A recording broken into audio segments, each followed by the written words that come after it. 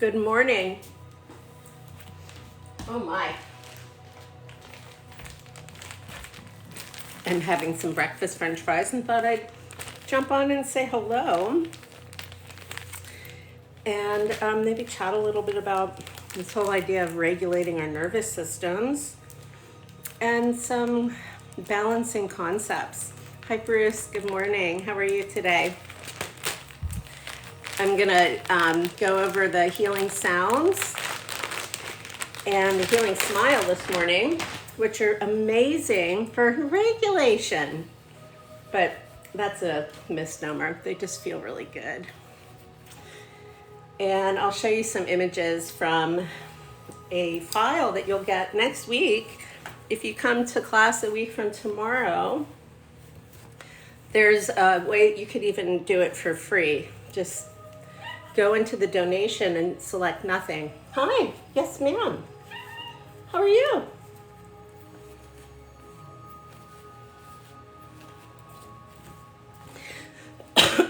Pardon my cough. So, nervous system regulation is a very popular idea right now. And it has to do with the mechanisms, all of the mechanics in our body mind that move us towards, the word is actually called homeostasis. And let me show you what homeostasis might look like. Homeostasis is balance. This is my rendering of homeostasis. Hello, Seeker. Hi, Amanda. Hi, Ashley. We're talking about what's it like to regulate a nervous system if you're already divergent. You're getting me with this hair this morning too, because I'm going to the park today. So we go to homeostasis. Regulation is a mechanism, and that's cool, you know? But for neurodivergent humans, if you have had a lot of like early childhood trauma that you would know through ACE, perhaps, adverse childhood experiences, that can increase all kinds of stuff as we age. Acquiring a disability makes you neurodivergent. Being autistic, having synesthesia, having dyslexia. These are all, hi sweetheart. What do you want? This is Darla. Hi. How are you? Like, what do you think of when you hear nervous system regulation? I'm gonna go turn on the water for Darla. She's having a moment. Here, baby girl. Did you, come on. Come on. There you go.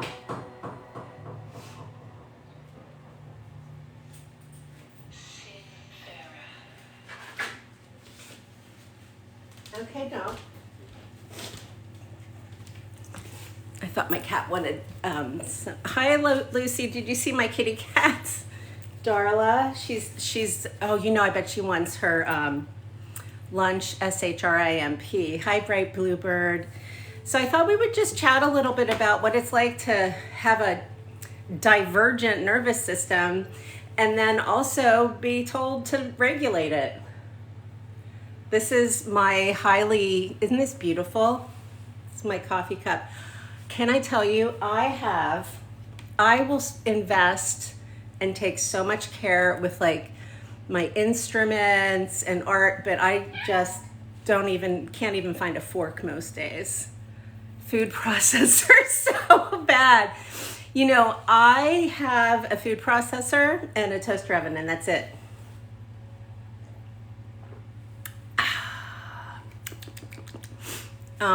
Yeah, but does anybody, because I'll just start discussing nervous system regulation. I'm very happy to. I have lots of opinions.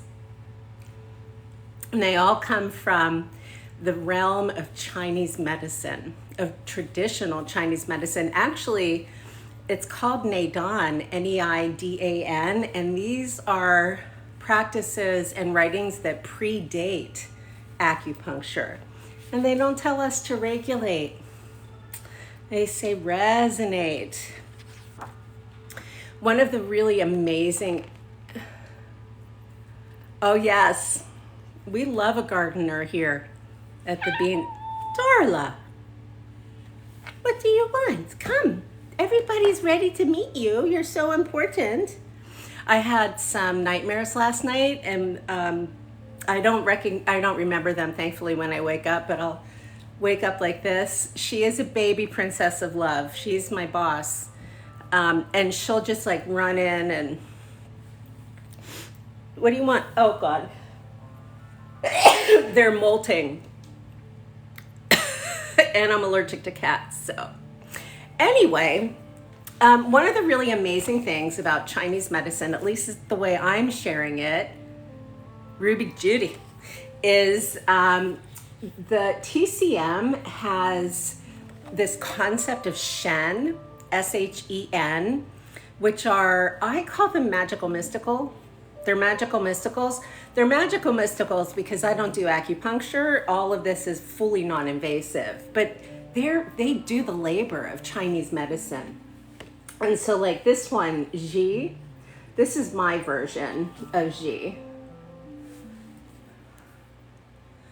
She's all about balancing the experience, like shock with calm. And she relates to the water element. And please go above and come to next Sunday. And like I said before, you don't have to pay.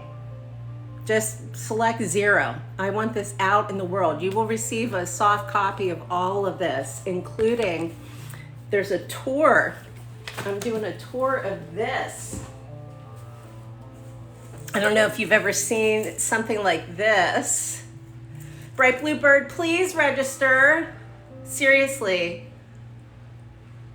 This is the chart you see when you go to the acupuncturist. I just have it on whiteboard so I can turn it into a coloring page.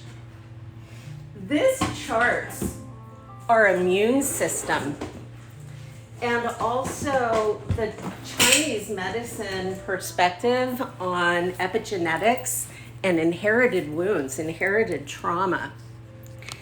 And this chart, when you go to the acupuncturist, they're using it to visualize where the Shen of our organs and everything. So that's Zhi for water. Who else do we have? Let me show you another one. Here's the spirit of your heart. Shen. So the spirit of the heart is Shen, and the spirit of the body is Shen. So Shen is, what's the word? Redundant. It's kind of like a fractal. Heart relates to the fire element. So this here, this chart has a whole bunch of characters on it. There's, like as an example right here, you see this character. This is the weaver. She is the very most important concept that you and I could have as an idea relating to nervous system regulation in this system, in Chinese medicine. The way she's positioned in the bean, I just like calling this the bean, she is resting at the earth in the, they call it the central palace. I should say we, because clearly I'm literate in this. She's our spleen, by the way. Spleen, not stomach. Stomach is the ox, spleen. In TCM, we are relating to the fullness of yin. Oh, just get a 0. DM me your email address and I'll put you in for free. You should be able to come in for free. You could also try Shen, capital S-H-E-N, as a discount.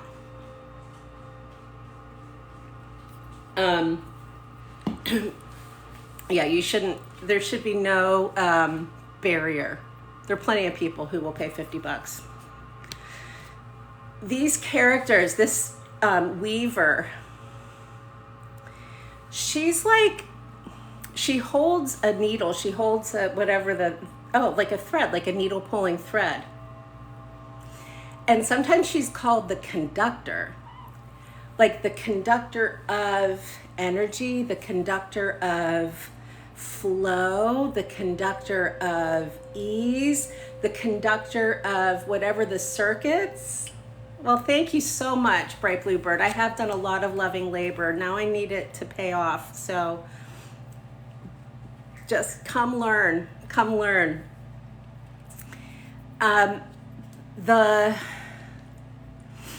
The way that metal is engaged with in Chinese medicine as an element is unique to all systems of alchemy, all systems that I've been introduced to of even spirit, that one of the elements is water, is metal, and metal conducts water. So there's a like an electric factor here where instead of power or arousal or emotions being like good or bad or right or wrong, it's more like, oh, is this moving me towards a thing or is it moving me away from a thing? It's much more relational. It's much more relational. So like exteroception is one of the big words that we use a lot in neuroscience and in trauma land. And exteroception has to do with your understanding of I am in a space. Exteroception is what we are being asked to key into when we're given prompts like name 5 things you can see, 4 things you can hear, 3 things, you know, when you go through the senses. That has to do with this. Oh, I'm in an environment. The problem, hi JB8143, and please share and do all the buttons and things so I can be very exciting to the internet. The problem with neurodivergence, and that is neurodivergence globally. Yay, the name and code worked. Tell all your friends, seriously. There's 100 seats and I think only like 10 are sold. So there's plenty of room. Oh, and I'll just say this again. There's a class I'm teaching next weekend it's just gonna be on Zoom. When you register, you're going to receive a soft copy of all of this and a whole tour of the bean. There is a way to come without giving me money, and I want you to know what that is. And that is by using the code SHEN, capital SHEN, when you check out. And I'll make sure that I can update my bio. And my alarm just went off. Are we good? Okay, hold on. Okay, so exteroception having to do with like, where am I? I know. Well, the reason this is the toilet book, okay, this is a bathroom book for a very important reason. And it has to do with epigenetics. It has to do with epigenetics and the way that we are brought into the body in this system. I am your guide, okay? I'm the weaver. I have been through all of this landscape in body, mind, and spirit, and isolated in a physical ordeal, which puts me in a very specific category of human, which is I'm this.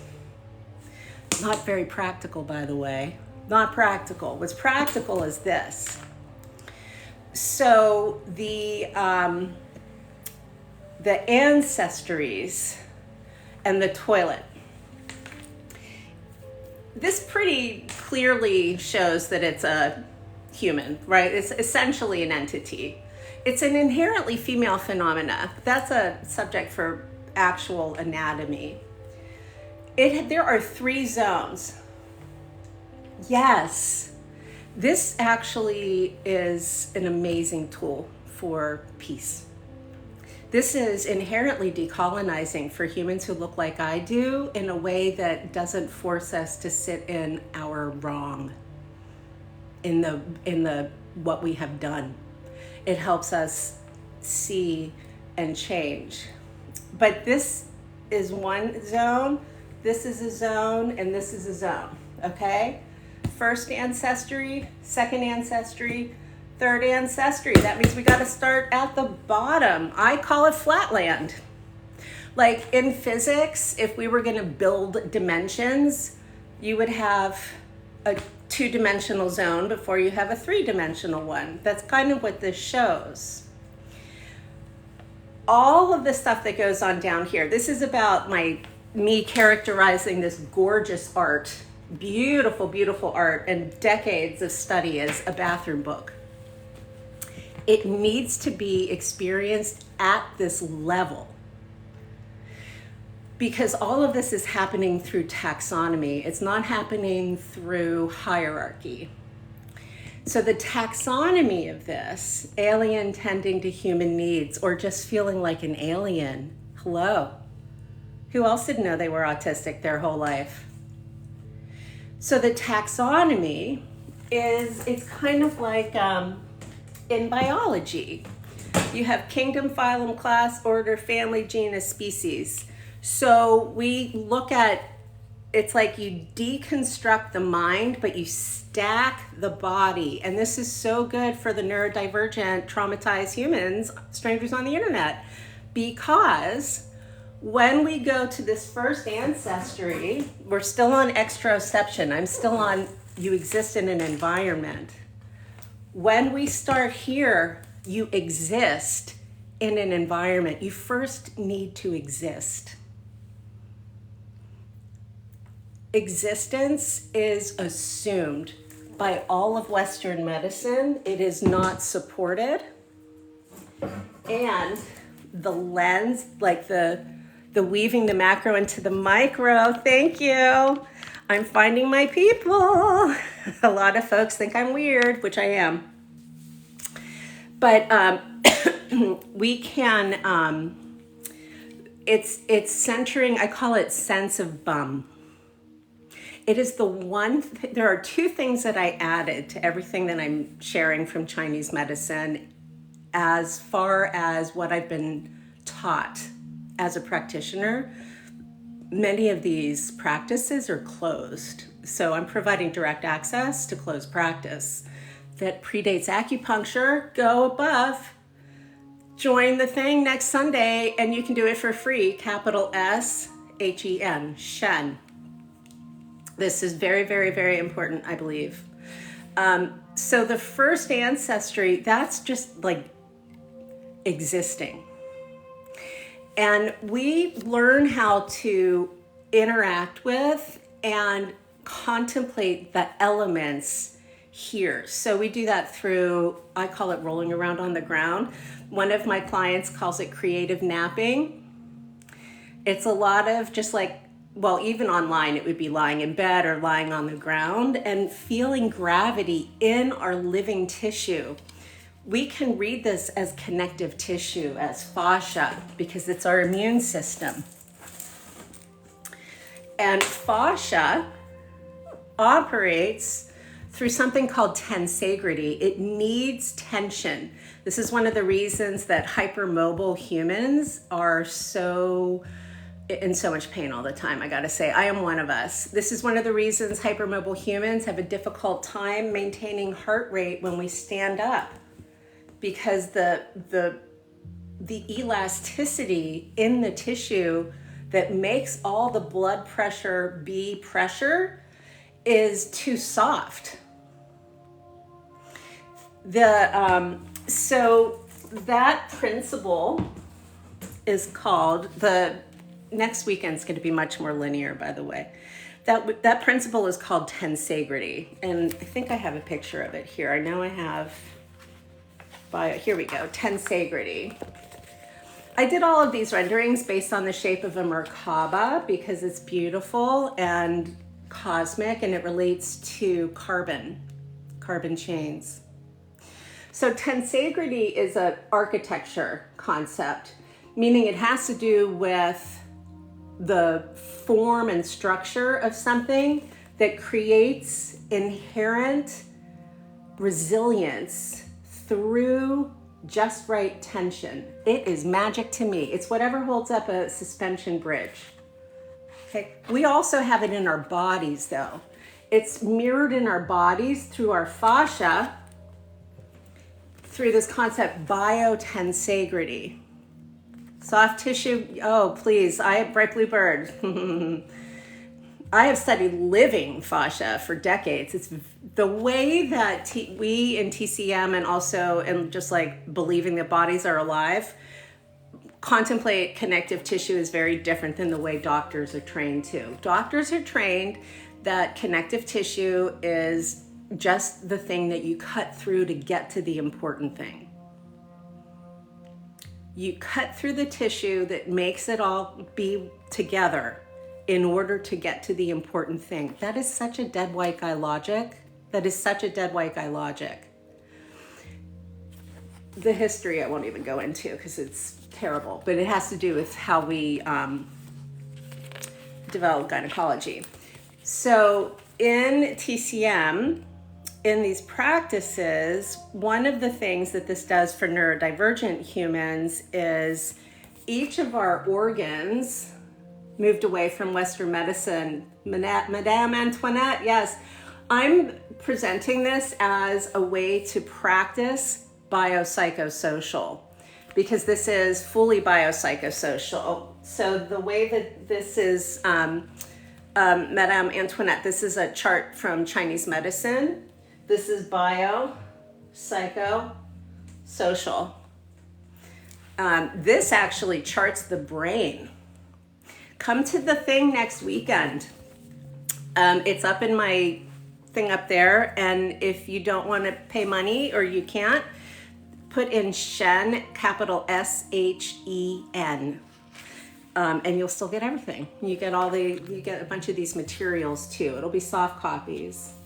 But one of the things that I've done with this is neuroaffective somatics, is the totality of it, is I've taken this concept of Shen from TCM, which has to do with our organs and animating our organs and the lived experience of feelings. I've broadened that to some of these very specific neuroscience terms that are being used against, and they're used against because concepts of regulation and anything you have to measure is measured against, not towards, not with, it's a very separated kind of way of thinking. So one of the terms that we use in neuroscience is nociception, and that has to do with how we become aware of and respond to, is called noxious stimuli. This is my version of nociception, S-H-E-N, the experience of pain. Just happens to be my twin brother, David, because he is a pain. But there's also a thing you can do. There's like an actual practice, right? So it's like we learn that there's a thing, great, and then you know it. And if you're an intellectualizer, that is just so exciting, isn't it? Yeah, no. So what we're gonna do is find ways to connect to literal parts of our body. Engaging in the healing smile connects you to your body. Observing things in your environment positions you in space, but it doesn't connect you to your body. I need to get my French fries. I'll be right back.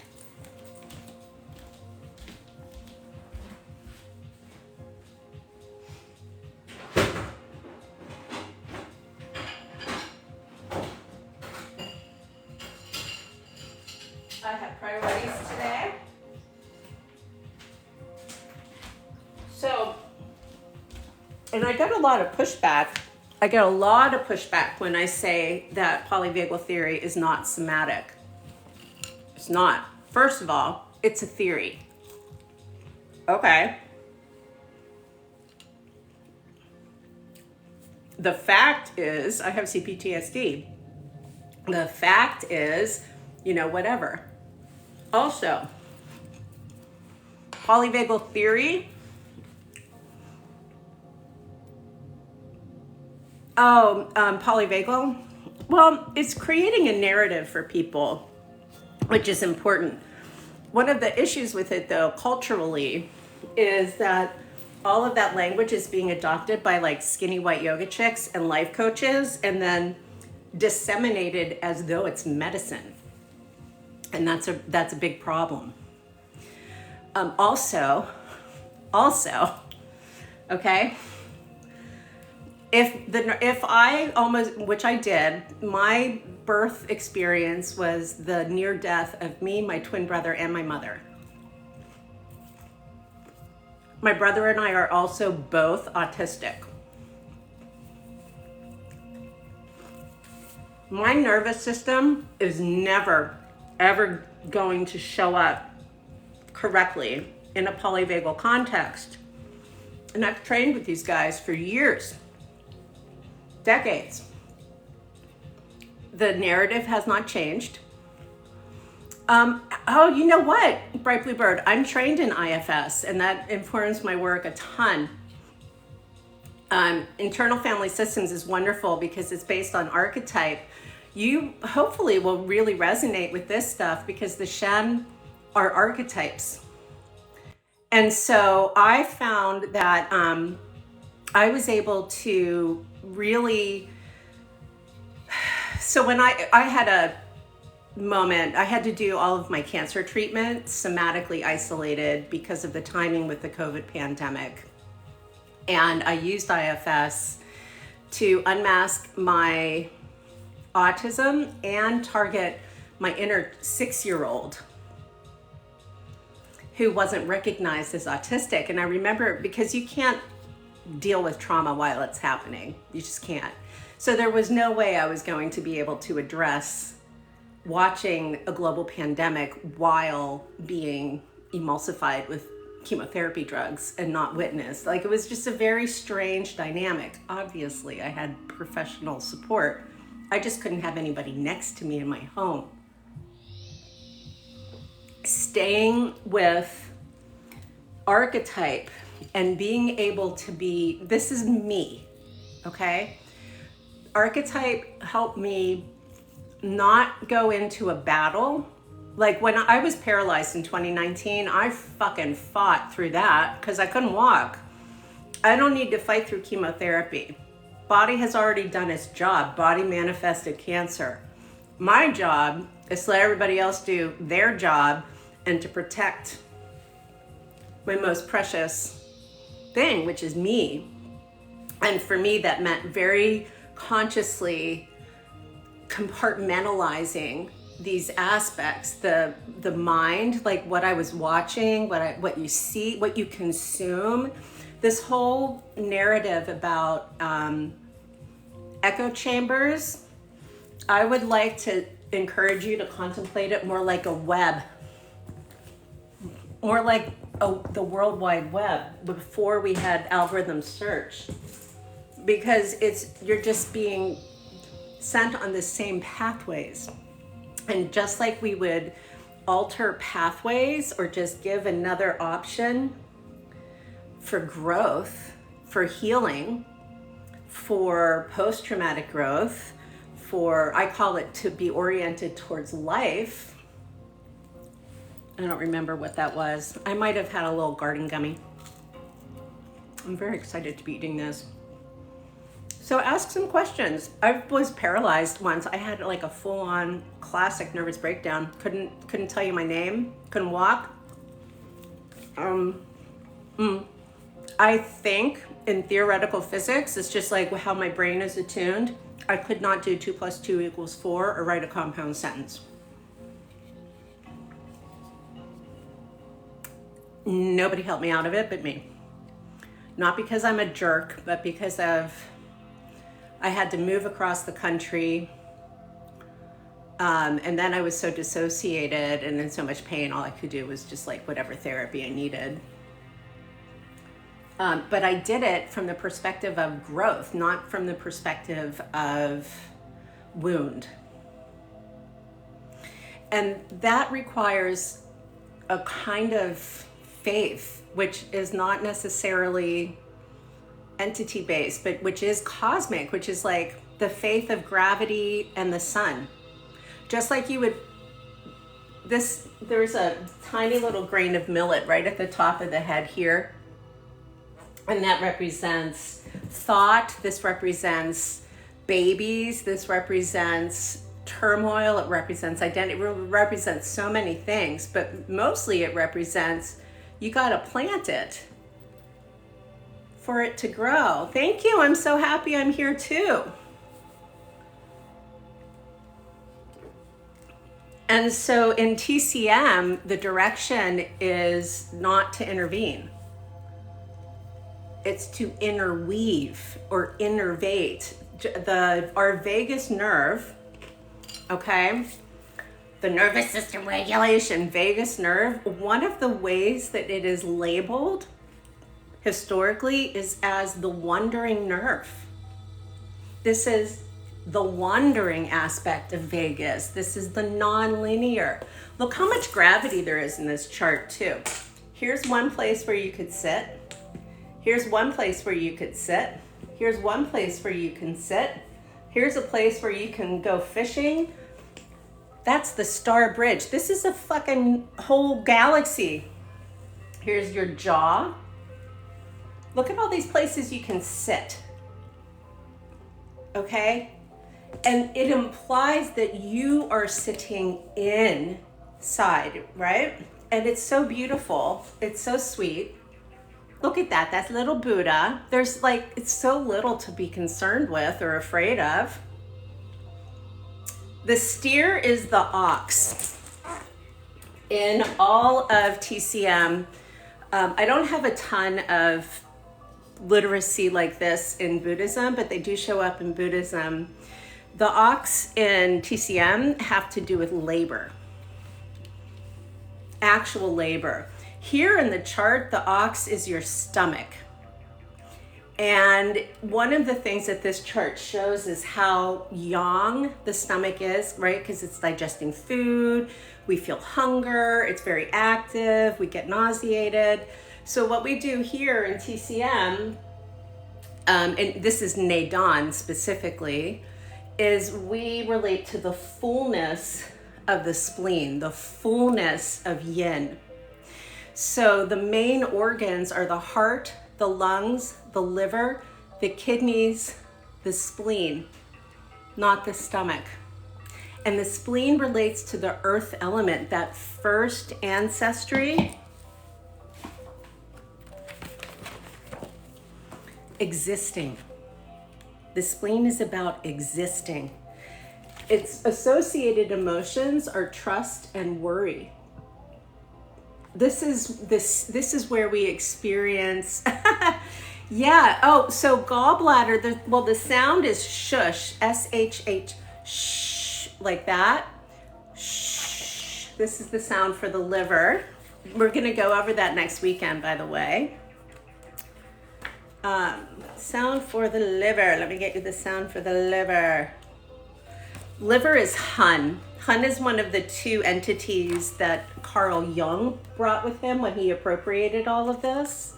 Part of my work is to correct a lot of his, we'll call them errors. They were intentional choices, but I'll call them errors. So that's Hun.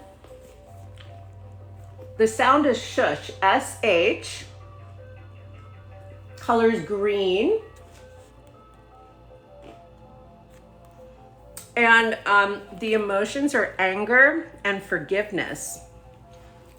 So one of the things Hun does is it helps us experience, the Buddhists call it wrath, or like righteous anger.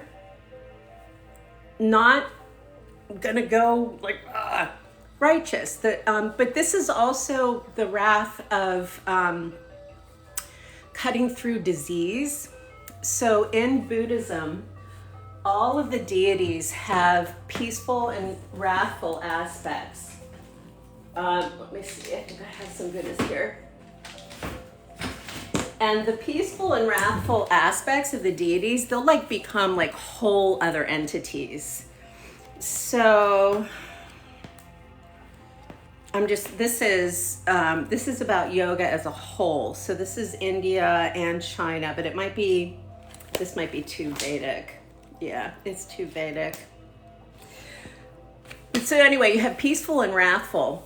And anger is important.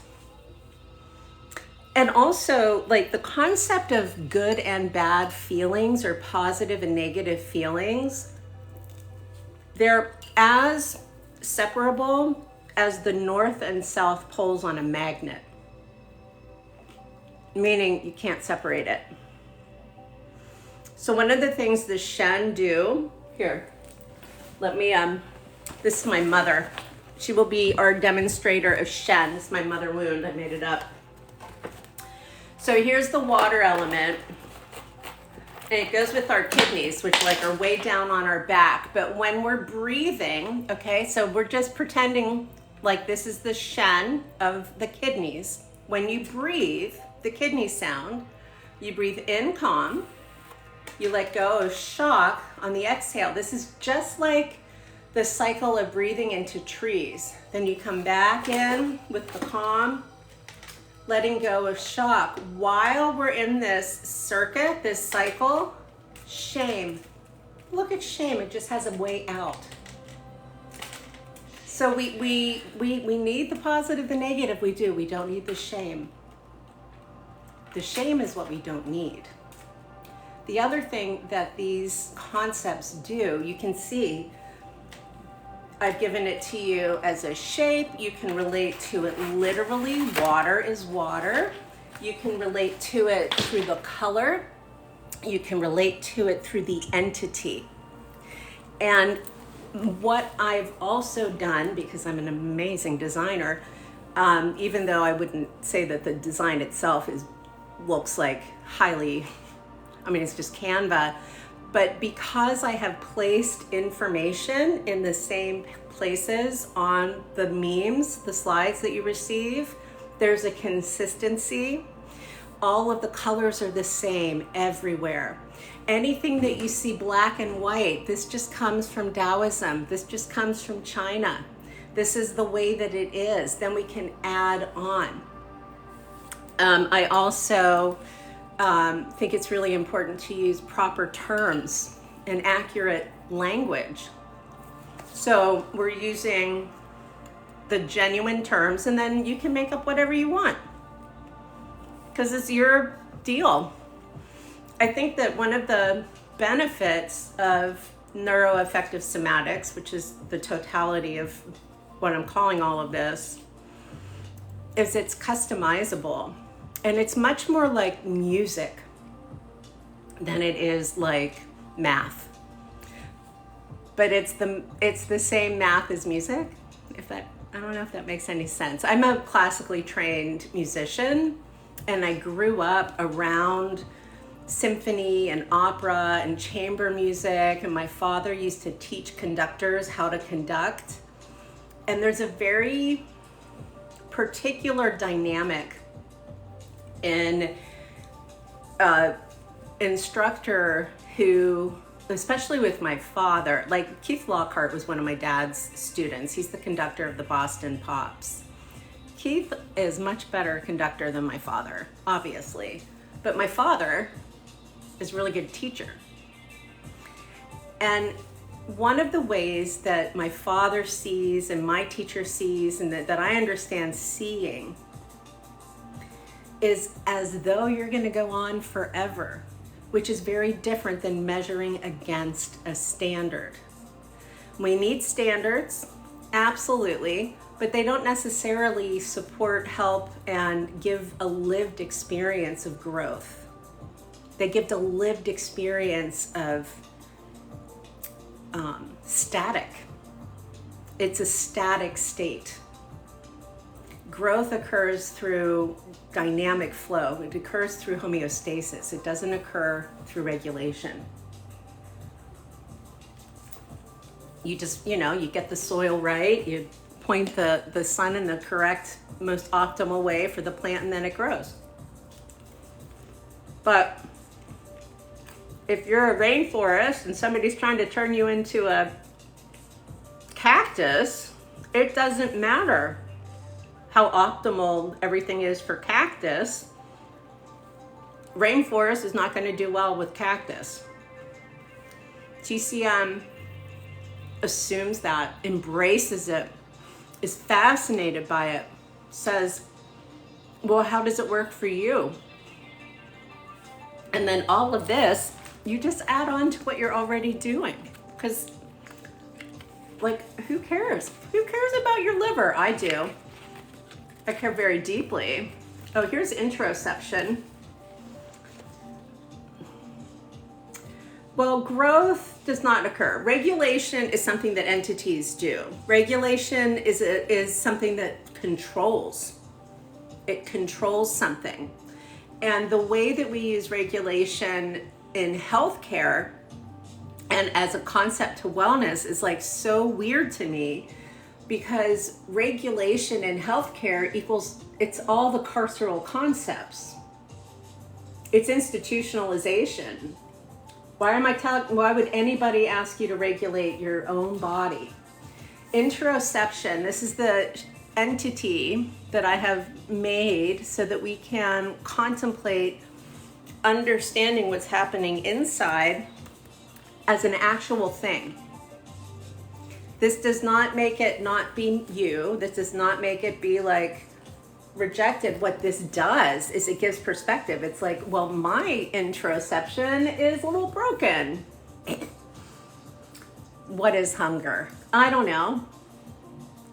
That practice that keys us into and connects us with our body, though, the practice is smiling to your belly, your heart, and your head from the inside. It's this inner smile that got us through the pain. This is what we're all going through next weekend, but like I said, you'll be in the experience. The link is above, and if you are in a place where $0 is correct for you, you're going to enter Shen, capital SHEN, when you check out, and it'll be free. And if that doesn't work, you're going to send me a DM and I'll get you in. Okay, my phone is very excited right now. I'm going to have to jump off soon. But smiling to your belly, your heart, and your head is very different than, I'm going to activate the social engagement network that Peter Levine tells me I should activate because of polyvagal theory, because that makes it. There's so many words involved in that, and they're great, but hey, all you have to do, at least here with me, we can bypass that, the shortcut, because we are weaving, I have already solved the problem. I'm just coming back with the notes. That's how, okay, but we're weaving. It's not starting, stopping. Everything is already in play, right? This also then helps us understand the experience of oppression, the experience of privilege as perspectives and not as rights or wrongs or whatever. So privilege is like a hawk flying over the canopy. Oppression is the mouse. There's no right or wrong, but do I want to be the hawk?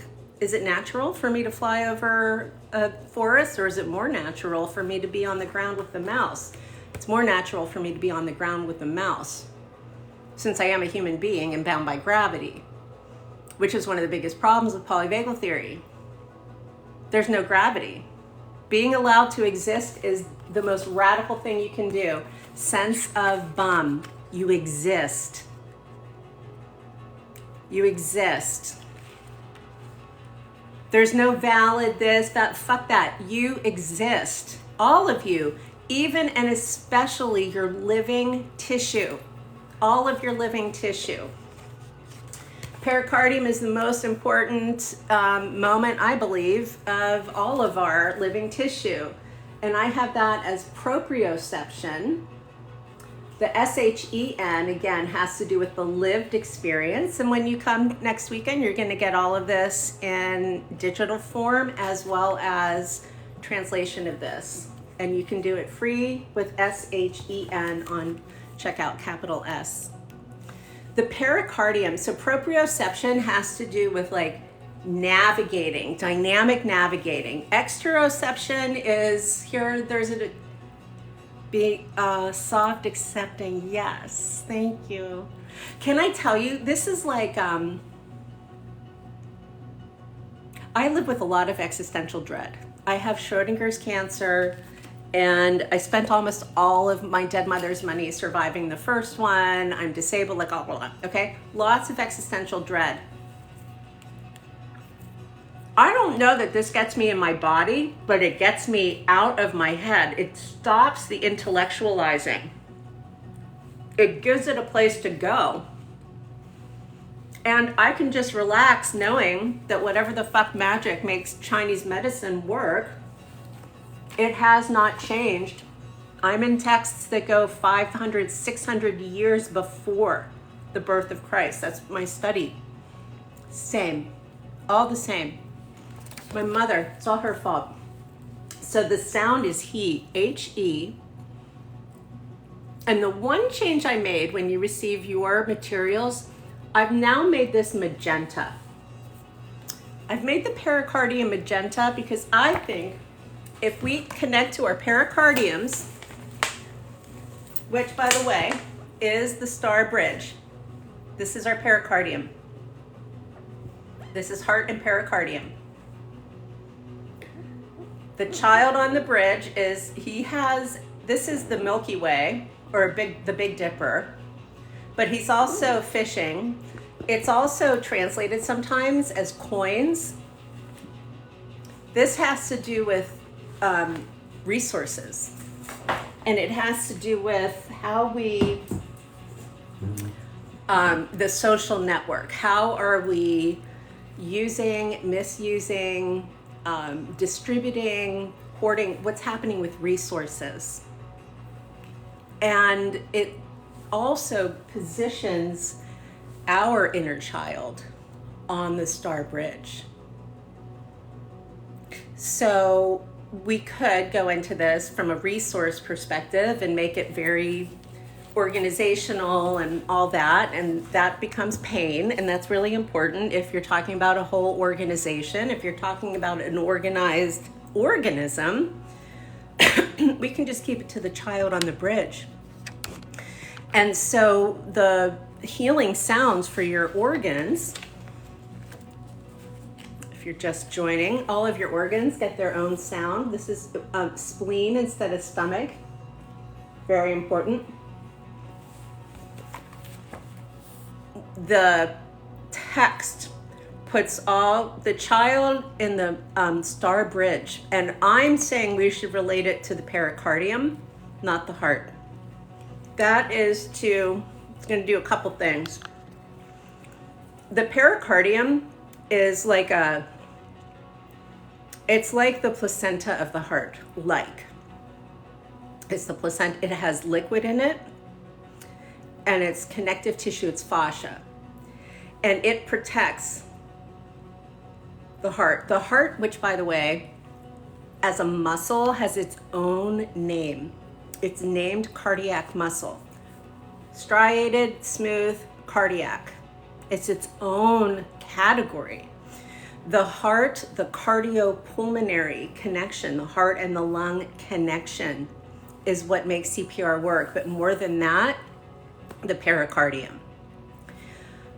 When you go to the doctor and they've been trained that your connective tissue doesn't matter, and they're tuned to CPR. They are attuned to, we can always bring you back if something goes wrong. I am not saying that is like a conscious thing that happens. It is woven into the fabric of Western medicine, is the assumption that you will come back. So much so that in this country, in the United States, you have to have legal documentation not to be resuscitated. I don't even want intubation. I have to carry my DNR with me everywhere I go. So from an agency perspective, from an experience of sovereignty, if we take contemplating the child in the heart to the child on the star bridge, and that the heart is encased by the pericardium, it's going to give the whole concept of heart, Bright Bluebird, it gives us like a little bit of space around it. And when we're contemplating a little bit more space, subtly, from a subtle perspective, that's going to change the experience of this in power dynamics. It is a way to encourage humans who look like me land back. Because we go to pericardium, we're going to go to sense of bum, right? And then if I want my child on the star bridge to have the buoyancy, I'm going to need to internally, like my inner idea of alignment is going to have to be stacked. It can't be like this. It has to be stacked. And in doing that through Shen, the CPR connection, Bright Bluebird, very much.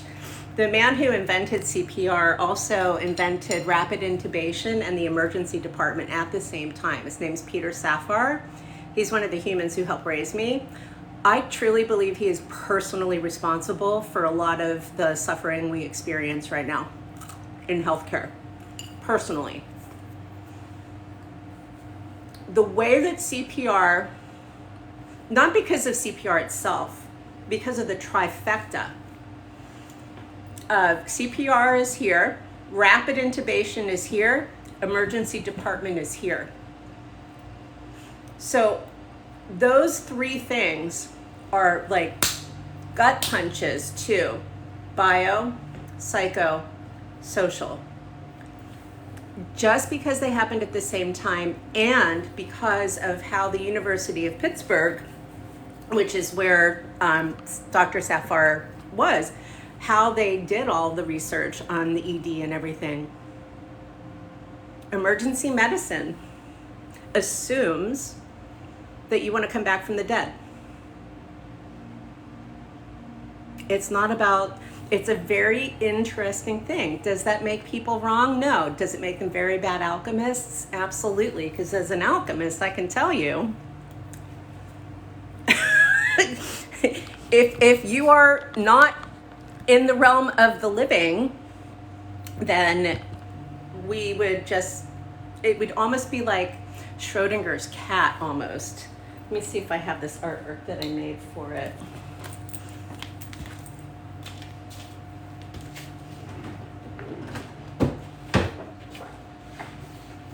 I keep giving this stuff away. These prints are $17. This is Schrodinger's patient. So that's Peter Safar. He invented CPR. He's one of the humans who raised me. This is the bean of Chinese medicine. There's the weaver. Okay, this is fascia, connective tissue, all that stuff. Here's the Shen of the heart. This is me just like synthesizing a bunch of stuff in my life also, right? This is the spirit of the heart, the spirit of all of our organs in Chinese medicine. Peter Safar fucked with that spirit when he said, oh, CPR. So it's like he created an attachment wound, right? So from a Feng Shui perspective, let's Feng Shui Western medicine in favor of human instead of measurement, we need to address this attachment wound that Peter Safar created. And this bright bluebird is why I'm saying we should go to the pericardium. Because everybody has to pull back from the heart. And when I say everybody, I mean somehow I'm going to become very fascinating to cardiologists. I'm just not sure when or how. but from a sitting and listening as the holder of the power in the system of oppression, operating as though this isn't like part of the presence of CPR. The way that all mental health is written as intervention. Like, I have a book that says 101 trauma-informed interventions. Excuse me. Pardon me. If I'm no longer drowning, if I have been pulled off the side of the mountain, if the immediate risk has been eliminated, then I need time and soft and quiet. Not whatever I just got distracted by.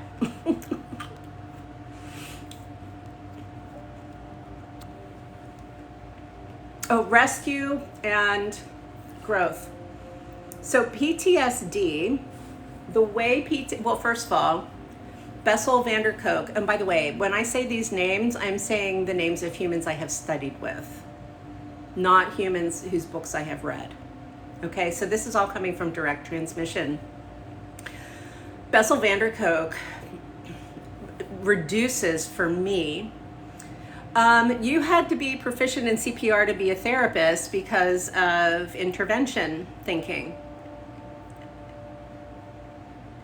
The concept of being trauma-informed, but not the concept of trauma as a cultural phenomena. The concept of the whole, like, everybody, I say everybody, I'm just noticing rhetoric. The rhetoric of trauma, the language that we use to discuss trauma is the same language, and it ends up in the same location in our brains, because I can show you all the map of your brain with this. This is what it is. This maps your brain. That's why you're going to come to class next week. And if you don't have cash, you're going to put Shen, capital SHEN, because you should have access. I'll figure out survival that shouldn't harm you because I need to survive. But it helps to order the mind. See, because the brain and the mind are not the same. And a thought and an experience are not the same. And one of the big problems that we have in Western models, especially Western models that say something like yin and yang or masculine and feminine are opposed rather than blended fully, and I'm not talking about IFS right now, I'm talking about energy. You can't be collective thought forms you catch is totally real. Yeah, right now they're called memes. MEMES, memetics is the field of study. I was trained in memetics when I was seeding the deep neural networks at Yahoo, and also learning how to take your money. Although it's hilarious, because if you look at any web page I put up on the internet, it's shit. I only understand all the information, and I'm a one human thing, so you get what you get. But the way that we use buzzwords, right, Bluebird, a meme in evolutionary biology, we're way off the subject, but let's go because this is fascinating. In evolutionary biology, a meme is considered like a unit of measure of culture. Meme has a lot to do with the experience of appropriation online. I can't speak to the experience of appropriation in the third dimension, but the experience of appropriation online occurs primarily through meme. It occurs through humans like me adopting language like tribe, healer, whatever, because it gets us views. I don't use it, so I don't get the views, but it gets views, it gets eyeballs, it gets whatever. That's like a marketing thing. But we don't have the same kind of separation from Marshall McLuhan's I think so. My master's degree is in critical theory. I went to Carnegie Mellon University. The memetics aspect for me, Buffalo Boy, was training I received by psychedelic elders about how not to fuck up media. So his name is Michael Gosney is the one that I would name the most, because he invented the CD-ROM, and he was a protege of Timothy Leary's. He's very beloved by Buckminster Fuller Institute, a great mind. And when I was doing all of this web stuff, my studies at Carnegie Mellon centered propaganda, and this group of philosophers in Germany that sprung after World War II, and they go by the Frankfurt School. Geodesic, Buffalo Boy, do you know we're geodesic inside? Go register for that thing in my bio and enter Shen, capital S-H-E-N, and just come for free. But look, geodesic, biotensegrity and tensegrity. We need to talk about tensegrity and homeostasis and not regulation. We need to do the one thing, but we need to, the conversation has to, and this is just me coming to you from the lands of semiotics, linguistics, and propaganda, which, by the way, has a lot to do with how we heal. It is fascia. It is fascia, Buffalo Boy.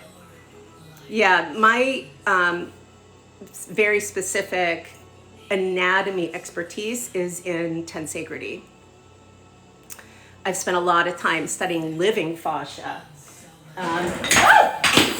That was gravity. Where's Gumbert 2? I'm going to do a whole class on fascia, so I don't think here's his book. This guy, Gumbert 2, he is a hand surgeon from France, and I found him. I'm a pianist. I'm a classically trained pianist. My father was a pianist. My mother was a trumpet player. My brother was, we're all musician, singer, everybody in my family. Thank you. I have the DNA, actually. Gumbert 2 he will take an endoscope while he is doing surgery on hands, and he films it. And so this is what our connective tissue looks like. It's a tensegrity structure. Buffalo Boy had it completely right. This is also why all of those archetype concepts like homeostasis and tensegrity, this is why I'm showing them to you as Merkabas. And so when you contemplate connective tissue or any kind of tissue as alive, not just as serving a purpose,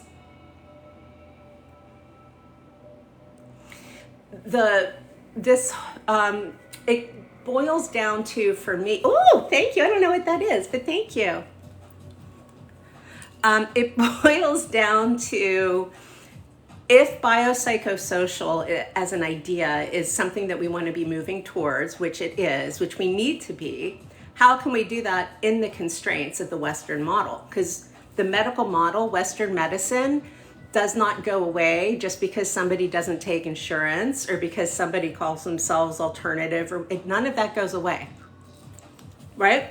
So my system, the education, meat suit is alive. Yes, the meat suit, isn't that incredible? Yeah, we're alive. You should also be looking at anatomy pictures that show you whole ass humans. Yeah, I got like 10 more minutes. Hold on. So as an example, isn't that a pretty way to look at your pericardium? Living, gravity, beautiful. No, you see like disembodied body parts. Felt like a cartoon. Yeah. I don't feel human. I very much have an experience of that uncanny valley effect with autism. I also am hyperverbal and clearly have a very high IQ and particular acumen.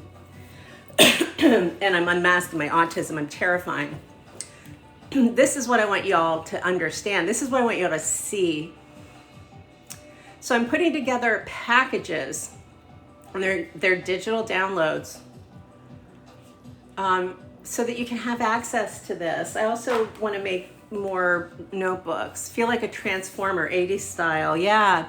So this system is Chinese medicine, and the alchemy is called neidan. Actually, this is very much the Zen cone, sound of one hand clapping. Taoism, Confucian and Taoism is a little bit different, but it's very much that. And I think Zen is very challenging for me. The only direct experience I have with Buddhism is through the Vajrayana tradition, which is extremely esoteric. Shouldn't come as a surprise. The Confucian and Tao is going to sound like, here's some meditations from hundreds and hundreds of years before the birth of Christ. The obscure portal are the kidneys. They are also called the double portal. Above there are two persons 3 inches tall. These are the old king of the east and the queen mother of the west. The one on the left, the king of the east, carries the sun, and the one on the right carries the moon. What the fuck does that mean? Why, come be a bean and I will translate it for you, because it's about the weaver and the ox herd. But we're invited into myth. We're invited into cosmos. We're invited into consciousness. And then the medicine and the mechanisms, they just do their job. This does not, and like, by the way, this does not magically make suffering go away. It creates a context where it can relax. We need to relax. Once you're pulled off the side of the mountain, hi Andre, defense mechanisms. So a defense mechanism, I'm doing great, Andre, thanks for asking. A defense mechanism is a behavior. And so like, I would, Bright Bluebird, I know you're asking like just as an idea, so like just as a concept, we might use the chart to like diagram the thought, right? What is a defense mechanism? Where do we get the idea of a defense? We get that from, it's a military concept. Mechanism.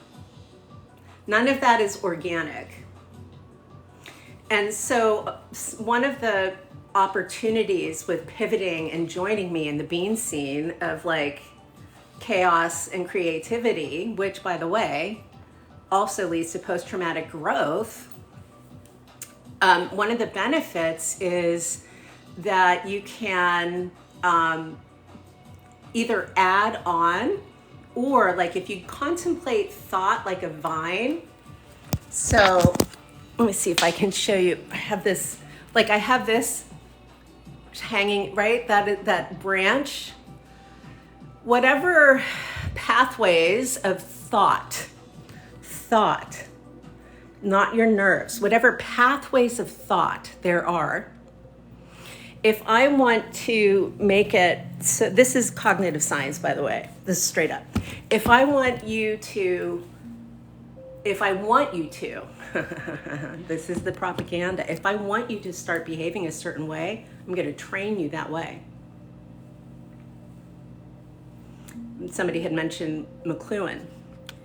If I want to, now I want to use that in the way of the anti-propaganda, deconstruction, decolonization perspective, which says, I know all of that. I understand all the big data. I certainly understand the linguistics.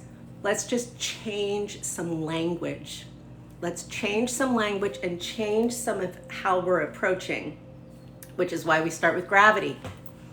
Andre, hey, you should come to my thing on next weekend, Andre, or anybody. Go upstairs and put Shen, capital S-H-E-N, just the capital S-H-E-N, when you check out, and you can come for free. You get all the recording and the materials too.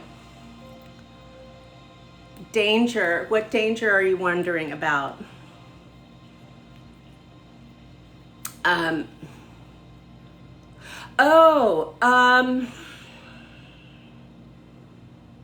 People only defend when they're my understanding of defense is it has to do with survival.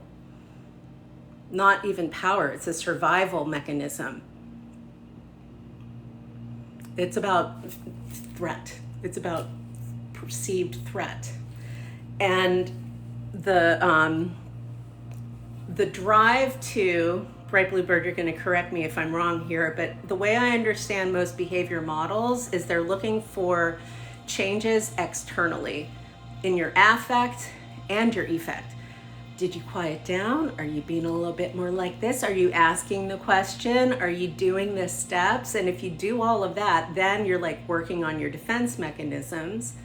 This says, and what's happening from the inside out. So rather than necessarily saying, we're going to work on this particular defense mechanism, we would go to the first ancestry and just remember gravity and breathe. I'm so glad it's scratching hard to reach spots. This is definitely not for every orientation of mind. What I have found with this, I keep pointing to this, but it also has to do with using metaphor, providing consistency. A lot of neurodivergent humans, and certainly anybody who's resolving trauma, we need to have consistency when we're looking at the tools as well. There's a really fucked up problem with how the instructional design is occurring in these realms, because it's occurring through marketing. It's not occurring through education.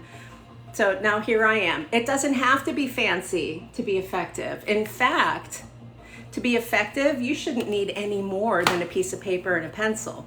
You should not ever need to learn a new language, to get another degree, to prove that you deserve. You should never, ever, ever, ever, ever. That is a problem with the education. That is not an issue with you. So one of the commitments that I'm making is like the yoga is free. The word patterns don't make sense across narratives. It's that, and then back to this CPR, when we have a model and a mindset that is fully entrenched in the concept of intervention, to do good for your neighbor is to call the cops. It's not to go to your neighbor's house. And a lot of the ways folks are determining perceived need is through perception online and through the use of language, the rhetoric of trauma. Somebody called me, said I was having a spiritual psychosis recently. I've had the cops called to my house like twice in the last 6 months. Totally fine, by the way, obviously. But because of perception online.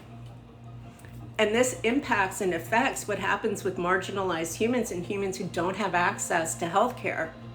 It impacts how we experience and find help and support. And then you end up with the fucking human design people, because they get all the search weight, and that leads to supremacy. The wellness to supremacy is not a pipeline, it's a web. It's a web like our fascia. It's a web like a spider web. And thank you. And so all we need is to get above the web of the thought. That's the memetics, Bright Bluebird. That's seeing above. That's like the I Ching, if you want to get all divination. That's like lots of the issues with human design.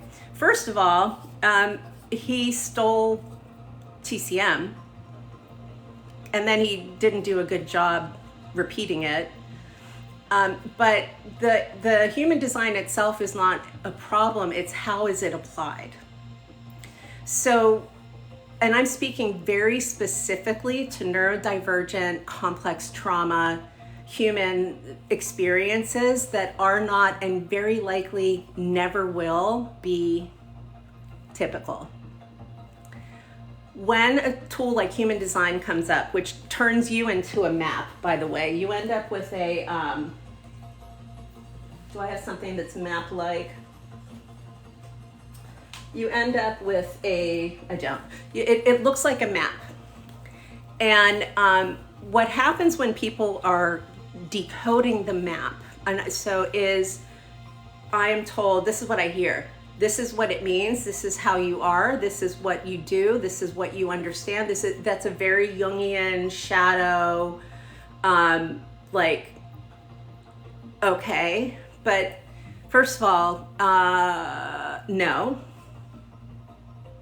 Secondly, what I have read about this guy says that he decided, if it is, how can I say this? If it is from divinity, if it has been channeled, if it is the result of a vision, if it is any of that, it must be presented as magic. It cannot be presented as medicine, and it's being presented as medicine. And that's just very, very bad alchemy. It's bad magic. The other thing is, it is the most attractive to humans who look like I do. And we hold the most weight when it comes to algorithm and search. We hold the most weight when it comes to algorithm and search. So if we are saying human design is where it's at, and human design is all measurement, and human design is all this, that creates more stability in the mind, in the matrix, Claire, that keeps us in it. So the non-dual, non-binary approach is always to not know. But that also means you can't give somebody something pretty in a package unless it's an object, which is why I sell objects also, right? So yeah, that's how I'm, also, I feel like, yeah, that's enough. So it's not good or bad. I think it's important to understand, and like, where does the tool come from? Are people asking that?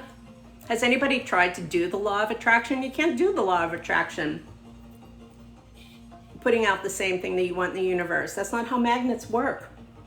I mean, just a lot of it, like, I don't even understand physics, but I get gravity. I understand that polarity is not like two sides of a piece of paper. And I very much understand that the poles of the earth are frozen because of how water behaves. Water has a very particular relationship to gravity. Human design does not seem to think that matters. Neither does Western medicine. Neither do most folks speaking to chakras, because they're speaking to chakras from this perspective, not from a Vedic perspective. I need to eat. I'm going to some like park thing. But I'm so happy that folks were here today. Thank you for watching me eat my French fries. They're keeping me alive today. You are a whole ass human. Whole ass human. All of you. And yes, your tissues are alive, even and especially the ones that hold you together. Thank you. Okay, I will be back soon. I'm gonna put this on YouTube as well, because why not? Have a great day. I'll see you later.